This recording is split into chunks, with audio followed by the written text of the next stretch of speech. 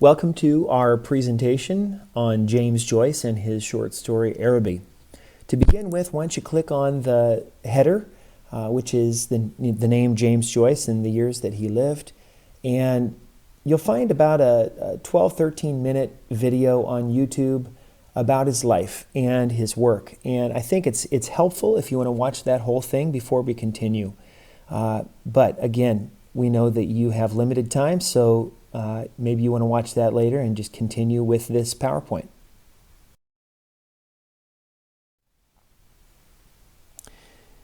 James Joyce is a master of mystery. Not as in mystery, Sherlock Holmes mystery, but in the mysteries that he creates with language. And most people will say that if they've read James Joyce, they had a hard time understanding it. So here's a quote. He says himself, "I've put in my writing so many enigmas and puzzles that it will keep the professors busy for centuries arguing over what I meant." So he himself knew what language can do, how language can unite us and also divide us. And so we'll see that as a recurring theme.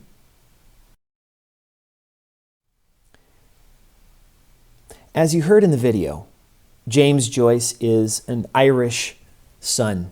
He is from Ireland, but throughout our reading of his work and our learning about his life, we realized that he had a love-hate relationship with his homeland. And part of it was because of the tumultuous period of history that his country went through during his lifetime, and the fact that he basically felt the need to exile himself from his own country. So what was Ireland like back in the late 1800s into the 20th century?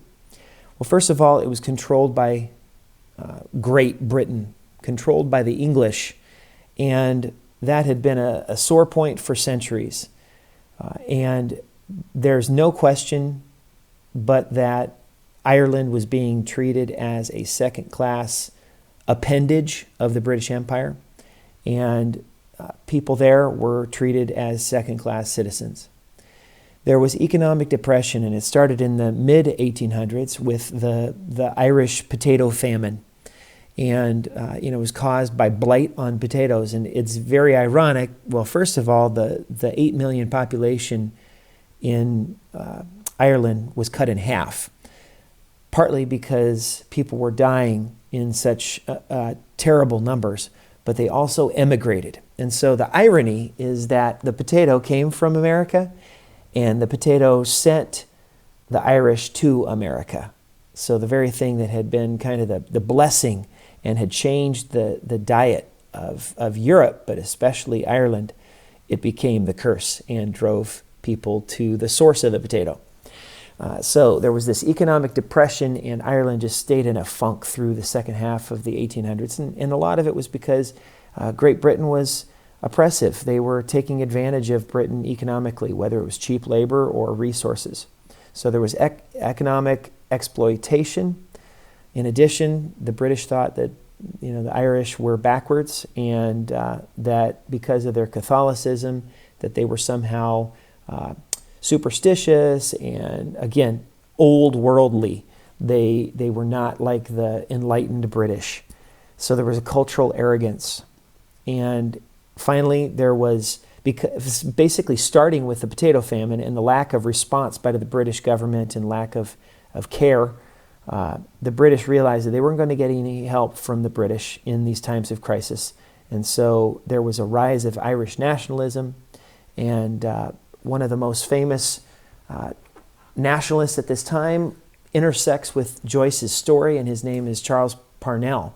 And Parnell was an interesting figure. He was a heroic figure in Ireland, but he was implicated in kind of basically an extramarital situation where the woman that he was living with secretly was wanting to get divorced, but again within that Irish Roman Catholic situation, divorce was not allowed, it was frowned on. And so, this was the fall of Parnell basically inspired Joyce in his writings, but it showed the impotence of Ireland to him. Now later, eventually there would be other movements in Ireland. South Ireland would gain its independence, would become a free state, but Northern Ireland is to this day still a part of the British Empire. Or I should say part of Great Britain, if you call that an empire anymore. Okay, so, Roman Catholic rule continued in Ireland, and by that we mean the southern part of Ireland. The northern part was largely Protestant at this time. But, where Joyce lived in Dublin, it was Roman Catholic, and the government, as a result of this Catholicism, they had very strict social norms and laws. And, for example, if you had a Catholic and a Protestant who were married, their children had to be raised Catholic by government decree. It was still a democracy, and you have to say that for the country, that during a time of dictatorships and fascism across Europe, that it remained a democracy.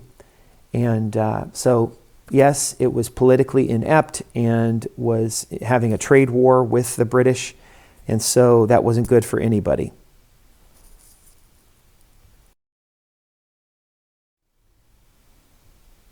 So Joyce clearly had this love-hate relationship with his homeland. And here's a quote, a letter that he wrote, which basically sums it up in some stark language, and you'll be able to see for yourself. "It is not my fault that the odor of ash pits and old weeds and offal hangs around my stories. I seriously believe that you will retard the course of civilization in Ireland by preventing the Irish people from having one good look at themselves in my nicely polished looking glass." So he has a certain amount of disgust for the ash pits and the offal. Offal is basically guts from, butchers, the insides of animals. And, that's what Joyce revealed in the most realistic terms. But his realism has a double agenda, I believe. On one hand, he wants to show the ugliness, but on the other hand, he's actually elevating everyday things. And that's what you saw in the video as well. And so even something like awful, which seems very awful, different spelling, it's given an importance in his work that you don't normally have.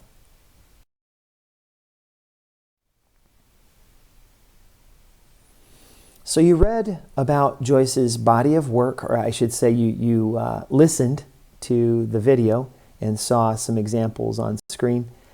And his collection of short stories is called The Dubliners. The Dubliners is a collection of short stories, and the story that we're going to read, Araby, is taken from this book.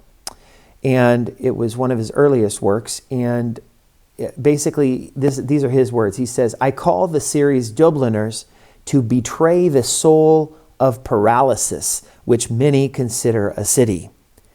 And again, you see this kind of double-edged view of his own background, that it's paralyzed, that it's kind of stinking and wretched. But on the other hand, there's love there, and the people come alive on the page.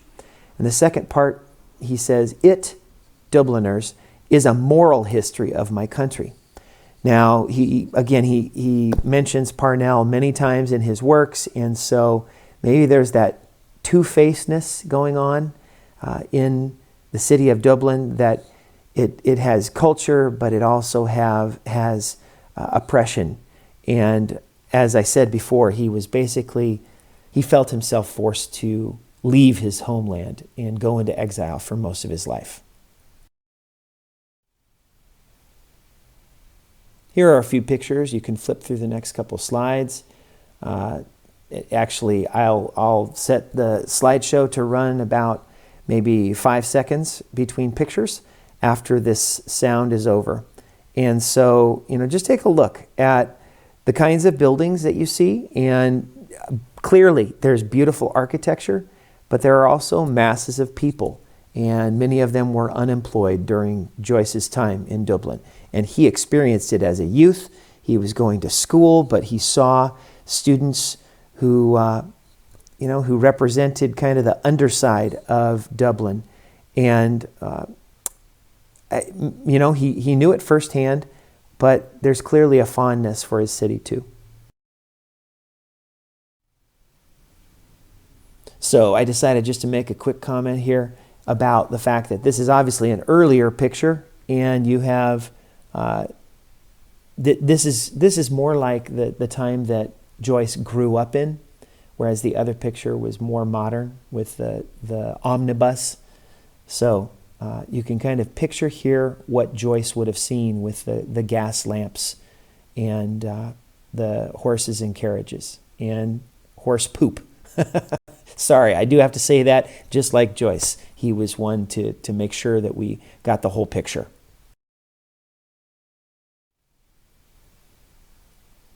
I guess here as I look at this picture, I'm struck by how many people are kind of standing around.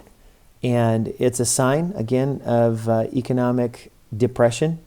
But it's also a sign of how the culture developed and how close people became with their communities and their loyalty to their communities. So I'm sure that Joyce was seen as a traitor by family members and friends. And at the same time, I'm sure they were proud of him. So that love-hate relationship probably worked both ways. Now we need to talk about a movement that Joyce really is the father of. He wasn't the first modernist, but he is probably the best known. I want to put in a plug here for another guy named Ford Madox Ford. Ford Madox Ford, in many ways, was the father of modernism, along with Joseph Conrad. The two of them really should get a lot of credit, although they were inheriting the ideas of Freud and Darwin, and also Einstein, someone who was shaking up the world with his scientific theories. So this basically happens at the turn of the century, at the turn of the 20th century. It's a coincidence in some ways, but you can see that people were expecting something pretty profound to happen because they saw the signs of technology increasing and colonization all over the world, basically the end of unclaimed land in the world. And so they knew something big was going to happen, and that probably became a self-fulfilling prophecy. One thing that happened with the modernist movement, whether it's in literature or art or music or just the social sciences, the idea here is that you are challenging tradition. You're challenging everything that has come before 1900. You're challenging a belief in God, and you're challenging the assumed relationships among people. So humanity and society were no longer sacrosanct. They were under attack from the modernists. And what happened is people turned away from thinking of the body of people as a nation that is moving forward lockstep, and instead they started looking at people marching to a different drummer and focused on the individual and the self. And they turned inward, again taking a cue from Freud, they turned inward and focused on individualism and the individual spirit. So it has a lot in common with Romanticism because of its focus on the individual. People like Lord Byron or William Wordsworth or even Mary Shelley, people who focused on what it means to be a person. So what happened was, the Victorian period had all these rules that were set up for how people should behave and proper behavior, and modernism sought instead an authentic response to the world. And, basically the big dividing line happens in 1914. With World War I, you have all the ideals crashing headlong into reality. And the result was millions and millions dead in the trenches.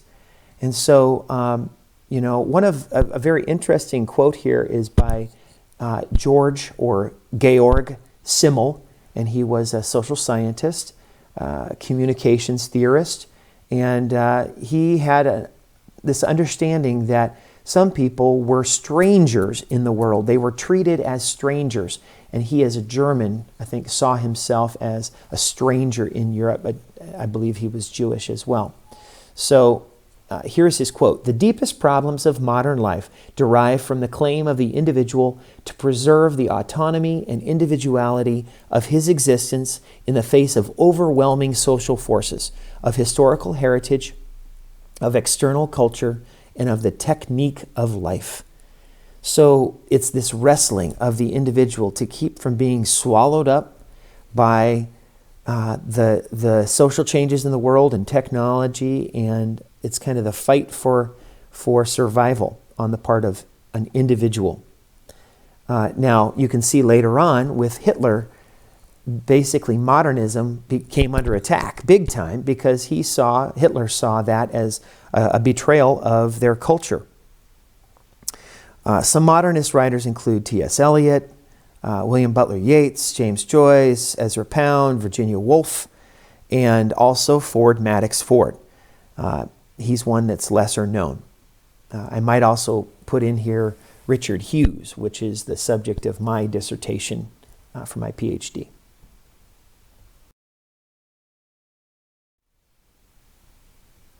So modernism really means the fragmentation of the world, and especially with World War I. The things you thought you knew, you don't know anymore because they don't hold together. Yeats's poem, The Second Coming, talks about the center cannot hold. The center no longer can hold, and so the centrifugal force, even the planets could spin out into space. So things are fragmenting. But what James Joyce brought through this literature of fragmentation and the individual, he brought something called what he called an epiphany. Now, Epiphany is a religious holiday. It's the celebration of the wise men coming to visit Jesus. And so we think of the light shining and, arise, shine, for your light has come. That's the view that we have. And so an epiphany means this light has gone on. A light bulb has gone on inside of a person. And when we read a story and there is an epiphany, it's like an aha or a eureka moment. So epiphany means a sudden realization or comprehension of the larger essence or meaning of something. So it can be an epiphany about yourself, an epiphany about somebody else, an epiphany about life in general. And in literature, it means when a character is overcome by a flash of recognition. And it can seem pretty mundane, pretty ordinary. So when you read stories by James Joyce, and he says that there should be an epiphany, it could just be somebody realizes, I'm not very good at something, or I'm hungry, or, those kinds of things can be flashes of recognition too. It's just that you have the suspense and the rising action to that epiphany.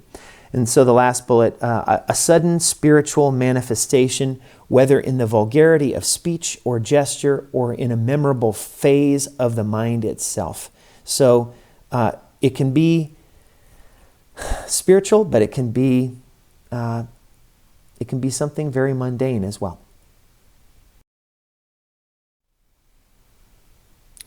And here we have it all summed up. The most hideous object can be said to be beautiful insofar as it encounters the activity of simple perception. Beauty is in the eye of the beholder, is one way to say this, but this breaks that cliche, because things that we would not see as beautiful, period, they are transformed. They are metamorphosed into something that is interesting.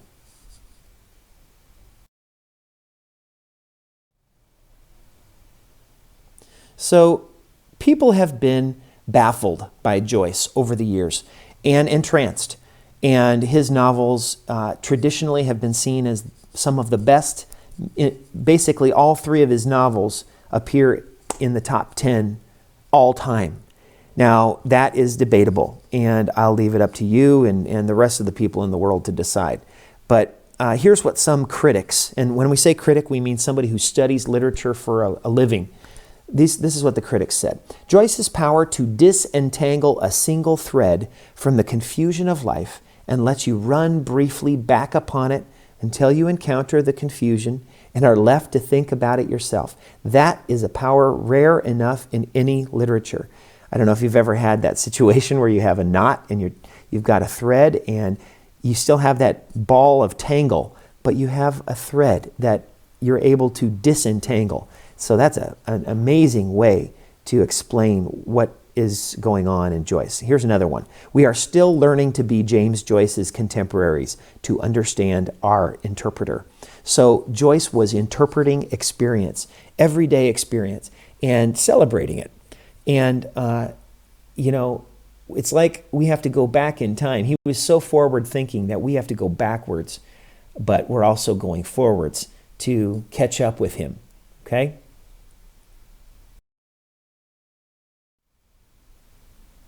Okay, so it's time now to read the text, and I would recommend that if you have to, you can play this slide more than once, but you want to click on the text on in the header and read the story, probably taking some notes. I would recommend that you would jot down images related to blindness and images related to darkness.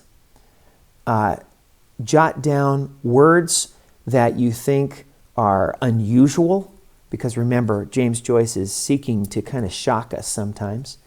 And finally, look for patterns. Look for things that are repeated or are dots that can be connected. And I guess I'll give you a hint. This story can be compared to fairy tales. Why? All right, I'll let you read and then we'll move on.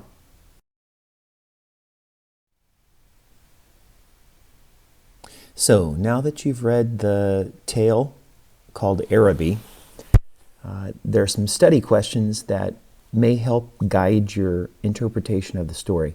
And obviously the first thing you need to do is understand what takes place. And it's really a very simple story. So, the first question, why does the narrator want to go to the bazaar? Well, clearly it's initiated by this, you could say puppy love, right? This young crush he has on his playmate Mangan's sister. So Mangan it's a last name obviously, and Mangan's sister is this figure that hovers over the story, and he clearly wants to impress her. Okay, that's the bottom line, and I think you probably got that. Why does he arrive so late at the bazaar? And remember, a bazaar is like a market, a flea market, a swap meet, whatever you want to call it. And apparently it's a pretty big thing in the city, in Dublin. And I think that, it reminds me of many fairs that I've been to. There's a special train platform for this bazaar. So it's a big enough deal that people would want to go there. And Mangan's sister, we never know her name. That's very intentional. She wants to go there, but can't. And so the narrator, the young boy, says that he'll bring her something. Okay? Now, why doesn't he buy anything for Mangan's sister? There are a couple of hints. Joyce, as always, leaves us with mysteries and enigmas. But the fact that he couldn't find a sixpence or a sixpenny entrance to the bazaar is very important, because he has to use a shilling, and so basically he's spent more money than he needed to in his rush to get there on time. And you might ask, whose fault is this? Well, it's life.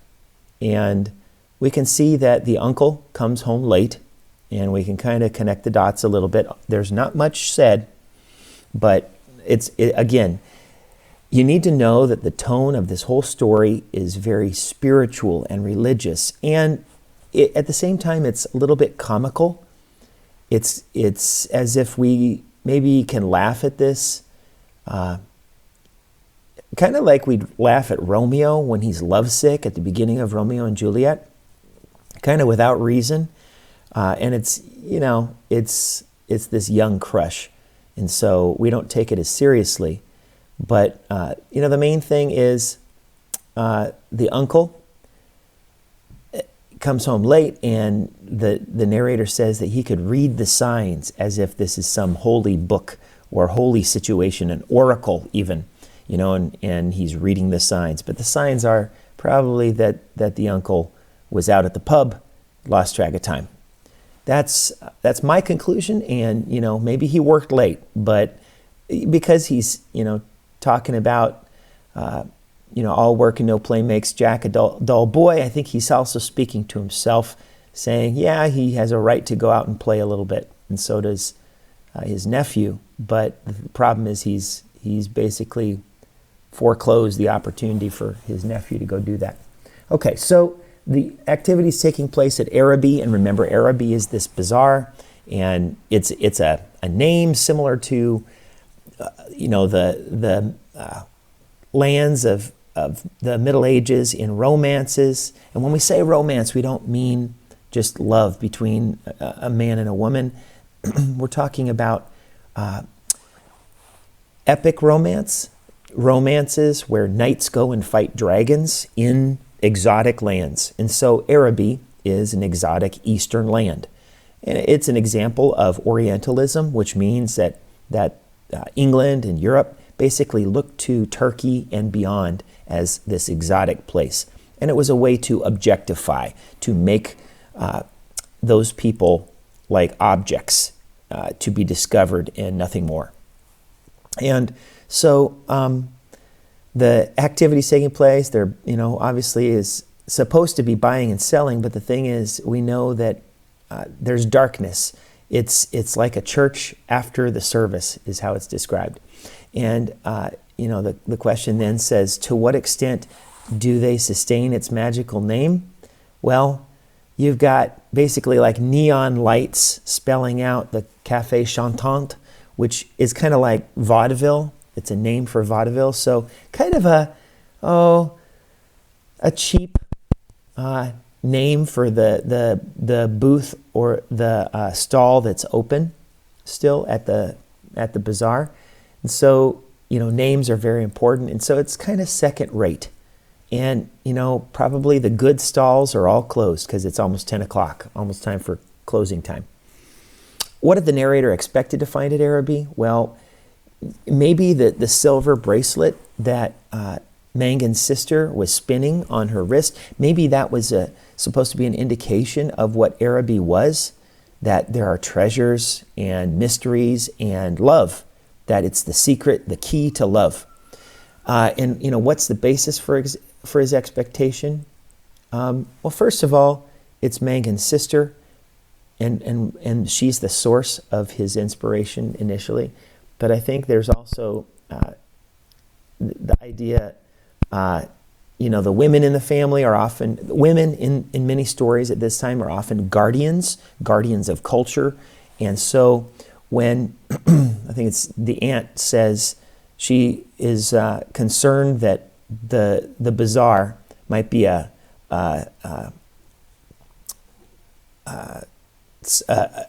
affair for the Masons, the Freemasons. Basically, Roman Catholics were not in favor of the Freemason societies because they represented the occult, okay, something outside of orthodoxy.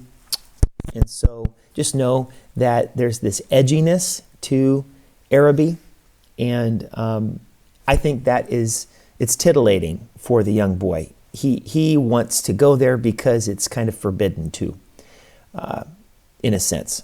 And finally, what's the nature of the boy's relationship with Mangan's sister? Well, basically, he's a worshiper from afar. And, she doesn't speak to him but a few times. And when she does, it's very ordinary, but he treats it as if it's almost this holy voice from heaven. And, when he goes to the back room and he has his palms together, clearly it's praying. And he's saying, oh, love, oh, love. He's praying to his image of this girl. Okay, that's all my interpretation, and hopefully that wasn't too boring for you, but I hope it kind of lays the groundwork for the next slides.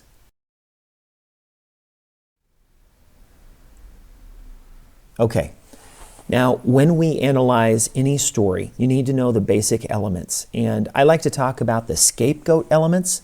Scapegoat is from the Bible. I know we use it a lot in everyday language, and usually in situations that are very negative and awful, really, talking about victims in a tragedy as being scapegoats for other people's sins. But we know that's a biblical image, and so it's a good starting point for us, but it's actually an acronym. And each part of the word scapegoat stands for an element. The S is for setting, C is for character, A is for angle. And I use that word intentionally because, you can say a newspaper story has an angle, but it also in literature means point of view. So you can have a first-person narrator who is using the pronoun I, and it's the actual character of the story that's narrating. You can also have a third-person narrator, which is a narrator that uses he or she, somebody outside of the story in some way. It could be that third-person narrator can only see through one person's eyes and only knows one character's thoughts. That would be a limited perspective, so third-person limited. Third-person omniscient would be a narrator that uses he or she but can actually get inside of any character's mind. Third-person objective, then, is actually a narrator who doesn't read thoughts and who only describes actions, almost like a newspaper reporter who's on the scene and describing what happens. Okay, so that's angle. And then the P stands for problem within the bigger structure of plot. Now, after you know setting, character, angle, and problem, the main problem of a story, you have what's called the exposition. That's the E. And after the exposition, you're ready to go, and that's the G-O of scapegoat. You're going to the development of the story, and it's a rising action, rising up to the climax.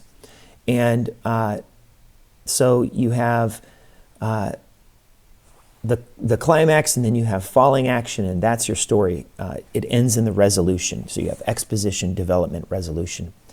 And the last two elements are atmosphere, which includes tone, the tone of the words that the author uses, and the mood that is created. And so that can be found throughout a story, and it can change at different places in a story.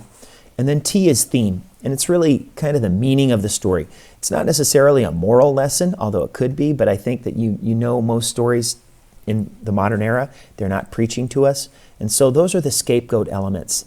And on this slide you have setting, tone, and narrative voice. And narrative voice is really that angle. So hopefully you can see how these words on the slide develop that a little bit. This is a blind alley, and right away we feel that this is more than just a dead end. And even the word dead end has a lot of significance if you really read into it. And that's our job. We're reading like a professor. And so we're looking for words that maybe have a little deeper significance, even if it's playful. Okay, so being blind. Who's blind? What's blind? Well, there's a blindness throughout this story. There's a blindness to who we are. And for the narrator, it's who he himself is. Okay? And, the prisons that these boys are in are opened, and the boys are set free and they play, but they're always kind of lurking and wary of any adult figure that comes out. That this is life. I mean, you're hoping you don't get caught doing the fun things, and it's uninhabited and detached. That is referring to the the house. And again, it can be related to a person as well. Now, the color brown is repeated. Brown isn't the kind of color that is lively, but it can be a color that has a certain seriousness. And I guess you could say it's a somber color, but it's also a reverent color. But on the other hand, if you look at it from Joyce's point of view, it's a stinky color. So it's got all those feelings to it. Now, in the house of the narrator, first of all, it was a priest's house, and the priest is dead. And those things, you might just think they're details, but These are things that the author has chosen to share. And so the religious element of this story is throughout. And the fact that there's death, it makes it maybe creepy, but it's also, it's holy. And, you know, the house itself is a shrine. And, you know, the musty, long enclosed spaces, it's like a tomb that has been closed. Think of the Egyptian pharaohs and when Carter discovered King Tut's tomb, you know, useless though. And so again, Joyce keeps coming back to the fact that these holy things are often useless. And you have these discarded paperback books of the priest, you know, the abbot, the devout communicant, the memoirs of Vidoc. Okay, these are, okay, the abbot is actually a romantic narrative from the Romantic period, written by the Scottish, written by a Scottish writer, and you just need to know that it's an example of kind of the Victorian fascination with romantic things, and romantic meaning the exotic and the knights going on quests. Okay, so that's the background.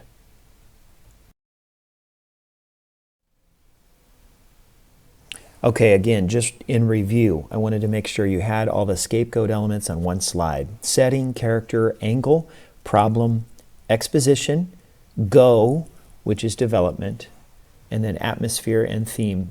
And the last part of a story is called resolution. So you have exposition, development, and resolution.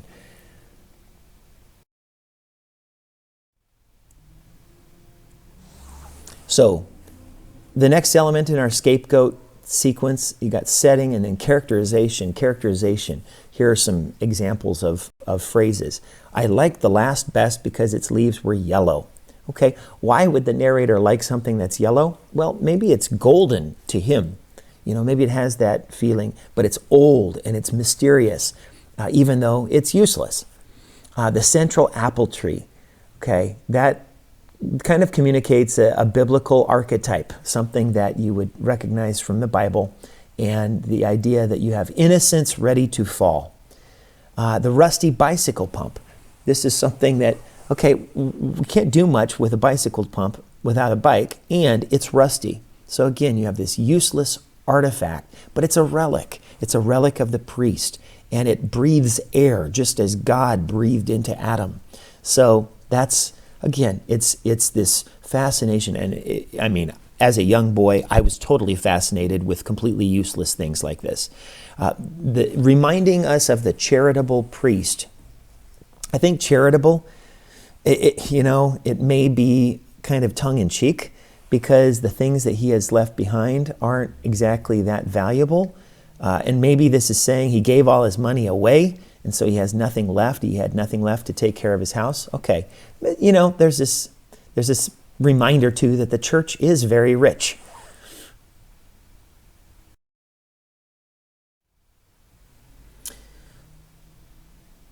Okay, and so we go back to the setting, the tone, the narrative voice, and you know, throughout a story, you got to be looking for the words that create the setting and the tone. Winter, dusk, the space of sky above us. And I love, you know, the violet color, and that the street lifted their feeble lanterns as if they're making an offering. So there's a lot of personification. You know, the houses are staring. You know, think of the windows as eyes. And you've got the lanterns lifted up. A lot of personification, making the setting come alive.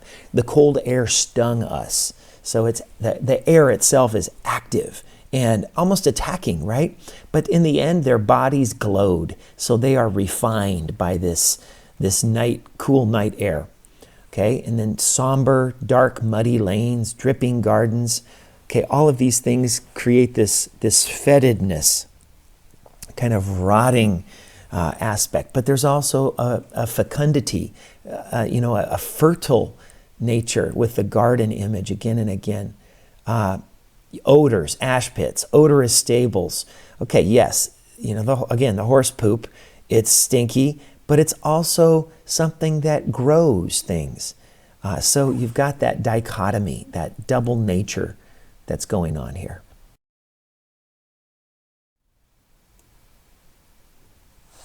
Okay, now Mangan's sister. What kind of character is she? Well, clearly she's not a round character. She's not a dynamic character. Those refer to characters where we know their thoughts and they go through a change. Dynamic means they change from the beginning of the story to the end. And really the narrator is your only round dynamic character. So the question is, who or what does she look like? You know, she is described in the most reverent terms by the narrator in his mind's eye. The figure is defined by the light, and then it's by the railings. The blind was pulled down within an inch. That's the narrator, and you know, you can only see so much, but you also don't want to be seen, because if you are seen, you might be annihilated by this female figure. And this, again, the brownness comes out. So there is a fertileness, but there's also a danger in brown, I guess you could say.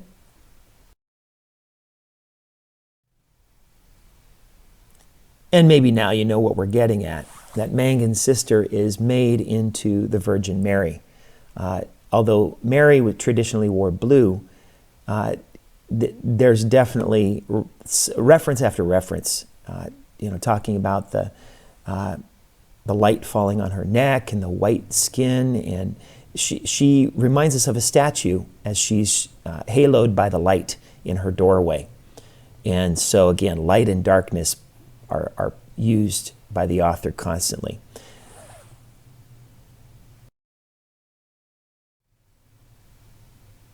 You know, if you ever go to one of those old museums in Europe or even in the US where they have works from the Middle Ages or even from the Renaissance, you see how often the Madonna is portrayed. And, typically in the Middle Ages, the Madonna has a halo. In this picture, you kind of see a halo above her head and above baby Jesus's head. And so it's, it's not to be taken literally. It's very symbolic.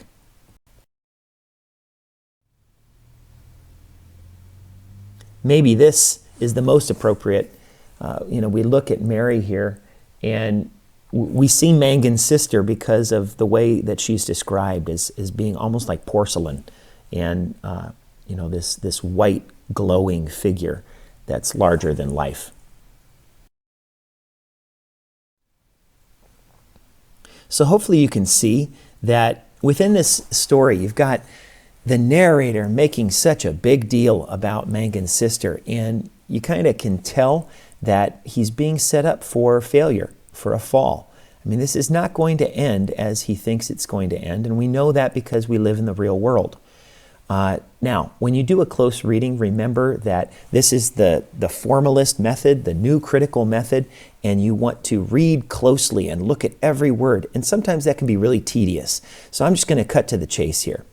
Love is a central topic of this story, or subject of this story, but that's not the theme. There are different kinds of love that are introduced, and if you look at paragraph 5, you see religious love, romantic love, and then material love. Okay, material love just kind of relating to the material of this world.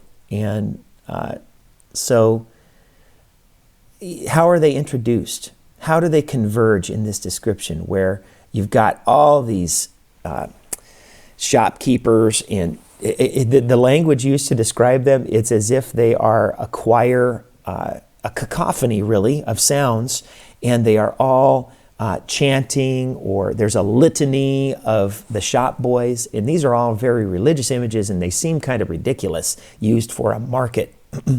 And the boy is kind of rehearsing, he's bearing his chalice, and the chalice, again, being the blood of Christ.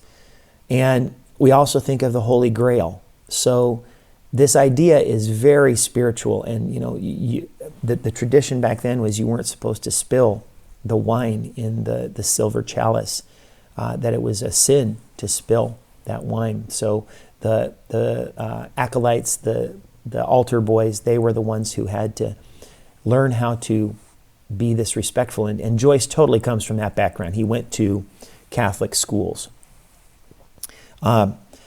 So you have this reference to the back drawing room. And it's almost like this holy of holies that he goes back into. And so here's this prayer that he utters. His senses seemed to desire to veil themselves, feeling that I was about to slip from them. Pressed my palms together until they trembled. So pressing your palms together is praying. He murmuring, oh love, many times. This is incantation. And so these are things that you want to look for to see this religious tone and where this is headed. And it can be comical too, okay, how big of a deal this boy is making over the whole thing. Now, it'd be easy for us to say, oh, how cute, this boy's in love with this older girl, and just, how cute. And definitely Joyce is not looking for us to have that response by the end. Maybe laughing at ourselves, laughing at situations like this, and realizing how things often work out and that isn't bad.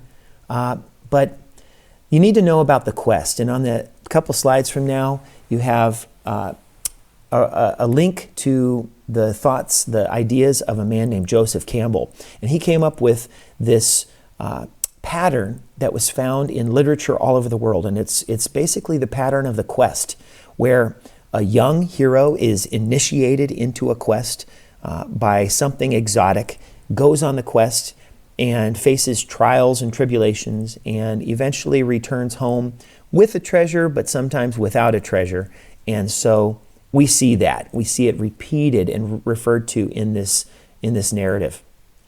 So, just the reference to Menken's sister, her image accompanied me. So, these knights from the Middle Ages who went on these quests, they had the image of their lady that they were on a quest for. If you know Don Quixote, that kind of makes fun of this idea of having a lady that you've never even met, who maybe isn't nearly as good as you think she is.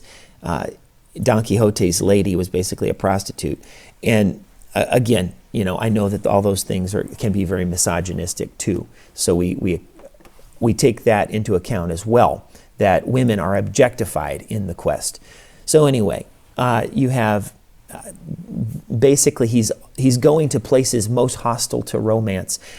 Romance meaning this idea that you're on a quest and have a goal and you're trying to get the treasure from the dragon.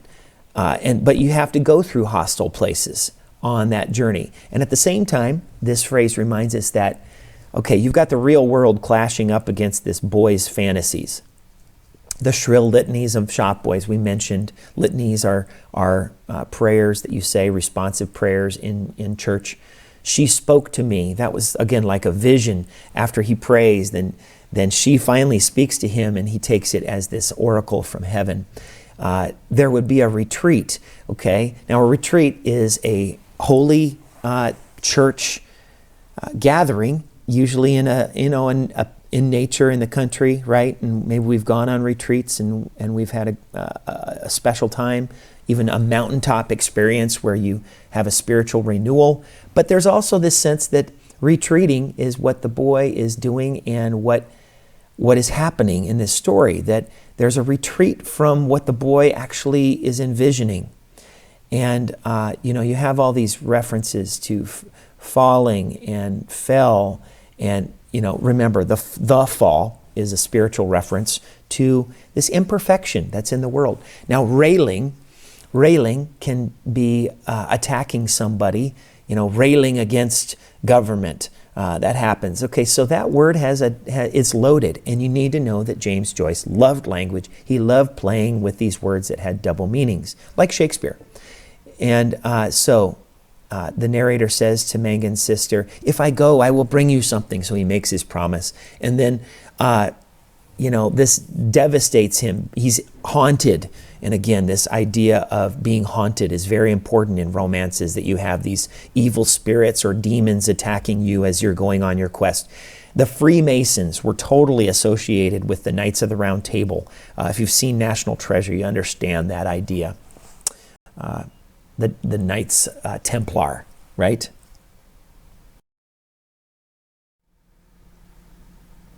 Okay, it's kind of comical as I'm making this recording on the streets of San Francisco. Behind me, we have the garbage collection happening. And so I think that that's very appropriate for talking about this story.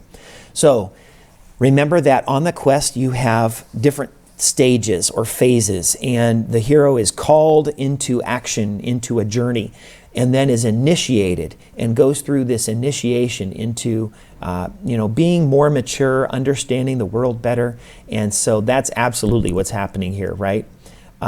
He goes at the beginning from playing as a child, and then suddenly he falls in love, or this puppy love, and he sees everything as ugly, monotonous child's play, especially school, having to go to school.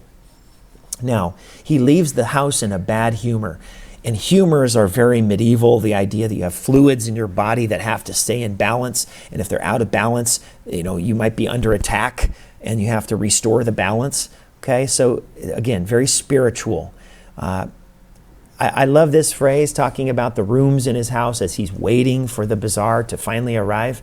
He calls the rooms high, cold, empty, gloomy. Notice no commas between the adjectives. And this is classic Joyce writing. He just wants a stream of language.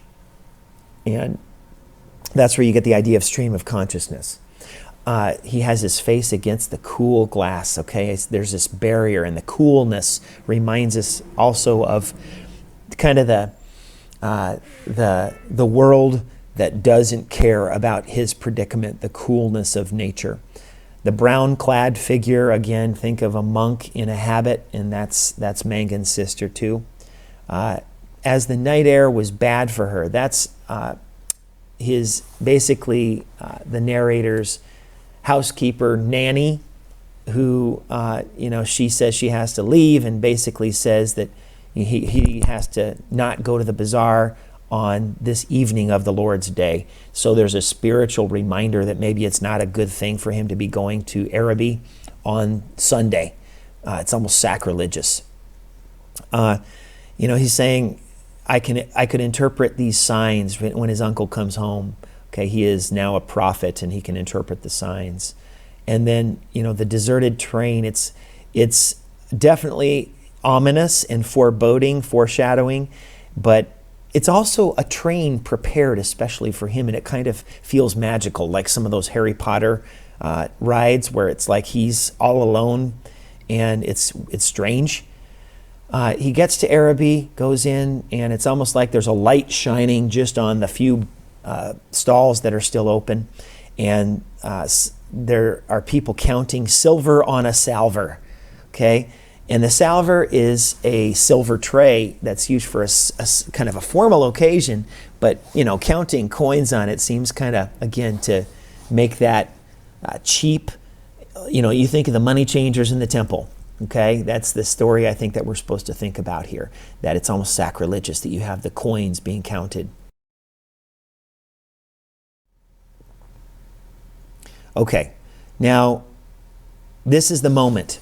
This is a Joycean moment. He calls it an epiphany, a religious image. The moment that the narrator discovers, okay, first of all, he doesn't have enough money to buy anything. And secondly, he kind of realizes that this whole thing is foolishness. Maybe the idea of that he had something to offer this girl, or realizing their age difference. I mean, there are all kinds of things that just kind of come tumbling upon him, I think. And maybe it's when that, the girl, the shopkeeper, is speaking kind of frivolously and flirtatiously with the two English gentlemen, and their language is back and forth. Yes, I did. No, you didn't. Or no, maybe it's the other way around. That they're kind of going back and forth and flirting. And she has a duty to be a shopkeeper, but mainly we recognize that her duty is to make sure that this little boy doesn't shoplift. And so she has her eye on him. She's the guardian, along with those two kind of roguish Englishmen, which we don't know. They're just shadows. But in the boy's mind, this is the end.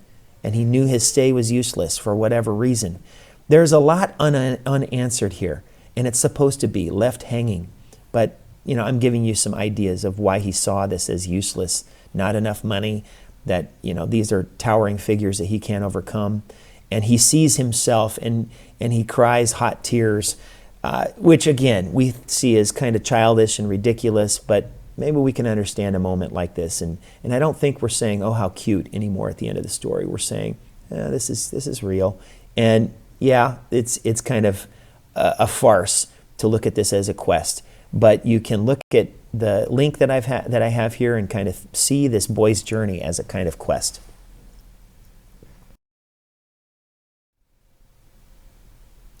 And now we are pretty much at the end of our quest. And I'm sorry if I was too long-winded with any part, but I just wanted to give you something to think about as you're getting ready to analyze on your own.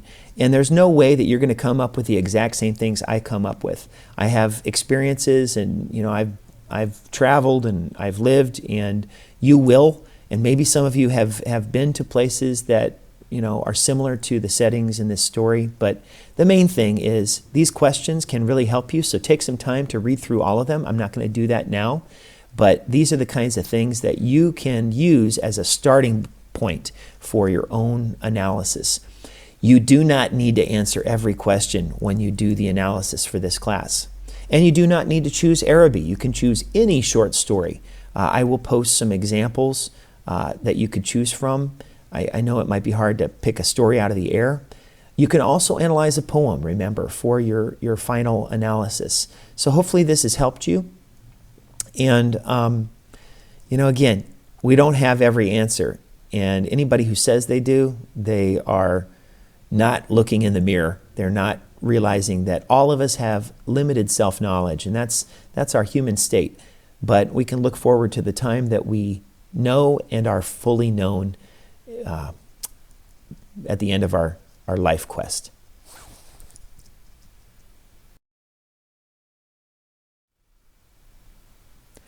If you want some more food for thought, you can go on another quest and take a look at the link at the bottom of this slide.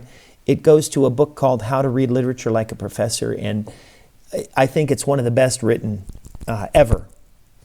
It's written by an English professor and somebody who understands literature, and I think that there's lots of interesting ideas that he has, patterns that you find in books and stories, and maybe some of those will speak to you and you'll find them in whatever story you're analyzing. Remember those scapegoat elements. I think that they can be helpful as you structure your own paper. I don't have any set way for you to write the paper, but I do expect lots of close reading and textual analysis. And I expect you to be able to address the culture and the history related to whatever story that you are studying.